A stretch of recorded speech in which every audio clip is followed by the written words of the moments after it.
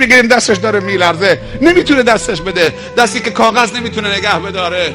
نگاهت میکنه میگه خدایا نجاتم بده توسط فلانی و فلانی، کمکم کنی.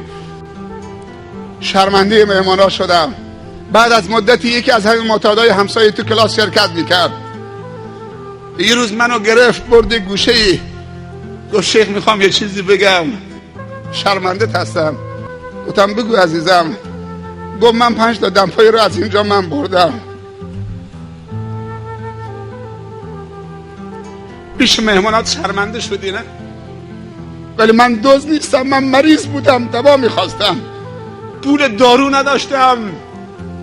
تگریاک مثل عقربی تو بدنم بود، مثل مار افعی بود که منو مثل خوره میخورد.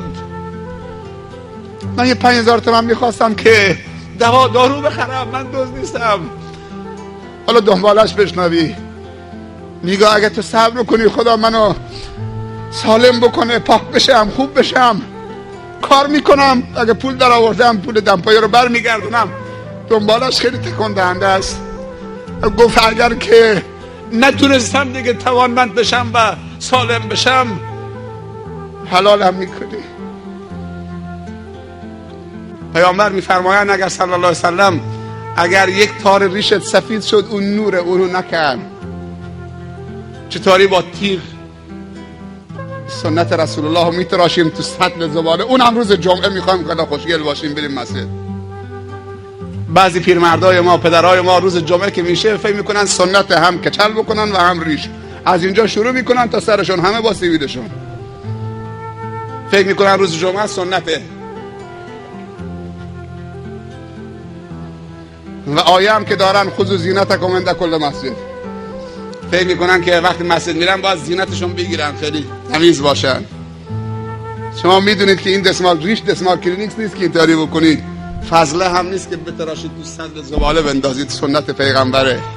عزیزی یادداشت داده بود که این واللیل وصف گیسوی پیامبر هست یا نیست. قرآن خیلی بالاتر از اینه که بیاد درباره گیسوی پیامبر صحبت بکنه. یه وقتی یکی از من سوال کرد که اولین کسی که روی زمین ختنه شد کی بود؟ اولین کسی که ختنه شده کیه؟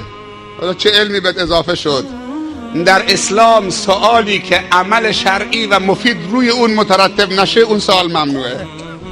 هر سوال باید عمل مفیدی روش مترتب بشه اگر علمش بدانید، وگرنه اون سوال کردن ممنوعه در فرهنگ اسلام.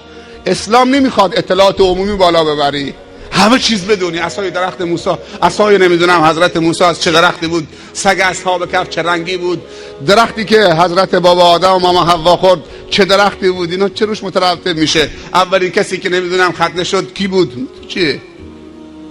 اطلاعات عمومی نمیخواین. عمل کم بهتر از اطلاع عمومی زیاده. عمل لازم هست. در اون زمان صدر اسلام که دنیا را گرفتن، در اون فاصله با امکانات کم و وسایل ارتباطی کند، امروز ما با هواپیما داریم میریم، امروز ماهواره و اینترنت و نمیدونم فلان و بی سیم و موبایل در اختیار، میشه راحت چه تماس گرفت، ارتباط برقرار کرد. ولی چقدر برکت ضعیف شده چون در عمل سستیم. صحابه اگر احساس میکردن که ایمانشون یه ذره ضعیف شده دست هم میگرفتن، بیا 1 ساعت بنشینیم مؤمن باشیم. باور بکنید تا احساس میکردن که ضعیف شدن 4-5 نفر با هم می نشستن. قبل از اینکه آفتاب